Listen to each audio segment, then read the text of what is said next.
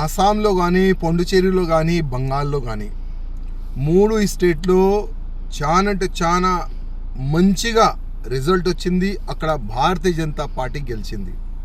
కానీ అక్కడ కార్యకర్తలు మంచి సంబరాలు చేసుకుంటున్నారు, వాళ్ళకి అధికారం ఉన్నది. కానీ మన తెలంగాణలో కూడా సంబరాలు చేసుకుంటున్నారు, అర్థమైతే లేదు. ఇంకా ఎన్ని సంవత్సరాలు వేరోళ్ళు పెళ్లి చేసుకుంటే మనం ఇక్కడ డ్యాన్స్ చేయాలి? అర్థమైందా? అంటే ఇంకా ఎన్ని సంవత్సరాలు?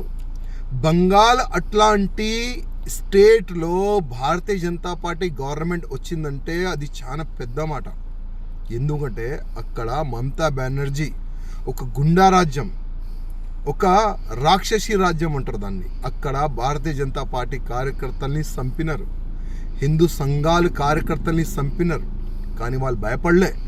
ఎట్టి పరిస్థితిలో బంగాల్లో భారతీయ జనతా పార్టీ గవర్నమెంట్ రావాలే, కాషాయం గవర్నమెంట్ రావాలని ఒక సంకల్పం పెట్టుకొని ప్రాణ త్యాగం పెట్టి వాళ్ళు పనిచేస్తున్నారు. అందుకోసం ఇవాళ బంగాల్లో భారతీయ జనతా పార్టీ గవర్నమెంట్ వచ్చింది.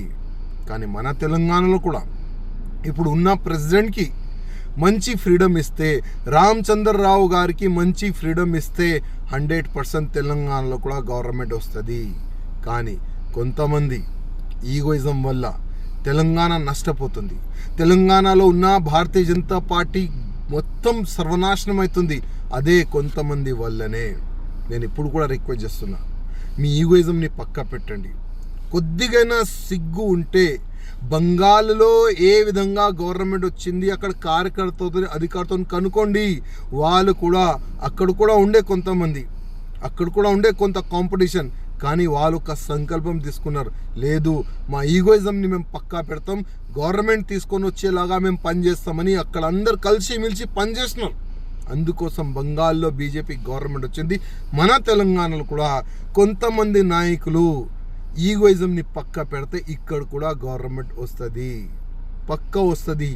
సెంటర్ నుంచి అంటే మన ఢిల్లీ నుంచి వచ్చిన నిధులు కరెక్ట్ క్యాండిడేట్లకి ఇస్తే పక్కా ఇక్కడ కూడా బీజేపీ గవర్నమెంట్ వస్తుంది. కానీ ఆ నిధుల్ని ఏ విధంగా గాయబ్ చేసినారు అందరికీ తెలుసు.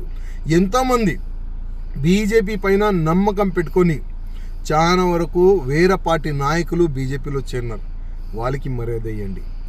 ఎంతోమంది సీనియర్లు ఉన్నారు మన బీజేపీలో తెలంగాణలో, వాళ్ళకి మర్యాద ఇవ్వండి. ఎంతోమంది బీజేపీ కార్యకర్తలు ఉన్నారు, వాళ్ళు ఇంటి పని ఇడిచి మొత్తం సమయం మన పార్టీకి ఇస్తారు, వాళ్ళకి మర్యాద ఇచ్చండి. కరెక్ట్ పని చేస్తే, ఈగోయిజంని పక్కా పెడితే 100% తెలంగాణలో కూడా వచ్చే ఎన్నికల్లో భారతీయ జనతా పార్టీ వస్తుంది. రామచంద్రరావు గారు, ఇప్పుడు మీరు భారతీయ జనతా పార్టీకి ప్రెసిడెంట్గా ఉన్నారు. మీరు ఎవరి మాట వినకండి. ఇవాళ మీరు మీ చేతిలో ఉన్నది ఇవాళ మొత్తం పార్టీ. తెలంగాణ బీజేపీ పార్టీ అంటే మీ చేతిలో ఉంది. వాళ్ళు వీళ్ళు చేతిలో ఆడకండి, ఫ్రీడమ్ తీసుకోండి. డైరెక్ట్ ఢిల్లీ అధికారులతోని అమిత్ షా గారితో మాట్లాడి మీరు ఫ్రీడమ్గా తెలంగాణలో పనిచేస్తే 100% వచ్చే ఎన్నికల్లో పక్కా బీజేపీ గవర్నమెంట్ మన తెలంగాణలో వస్తుంది.